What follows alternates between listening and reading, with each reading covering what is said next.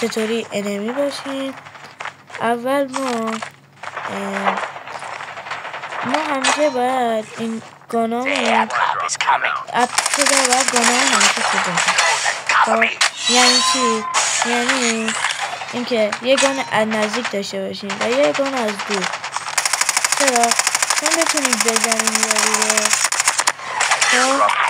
و همیشه ما باید همه جامون رو بپریم. یه زن یه اسنایپری یکی ما رو خطمون رو گرفته میشه.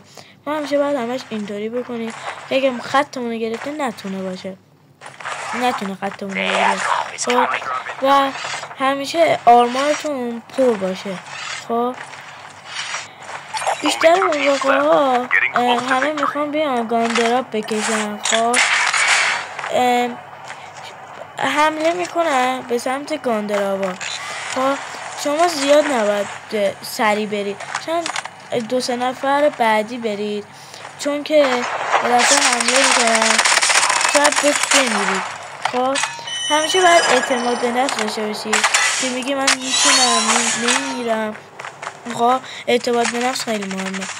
اگر مثلا بگید من میمیرم و اونجایی که میترسید نرید برید، میتونید قوی تر بشید.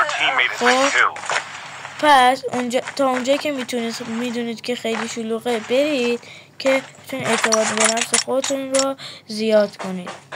ممنون که تا اینجای فیلم با من بودی. خدا یار نگهدارتون باشه و کانال من رو سابسکرایب کنید، لایک کنید و کامنت بذارید. ممنون.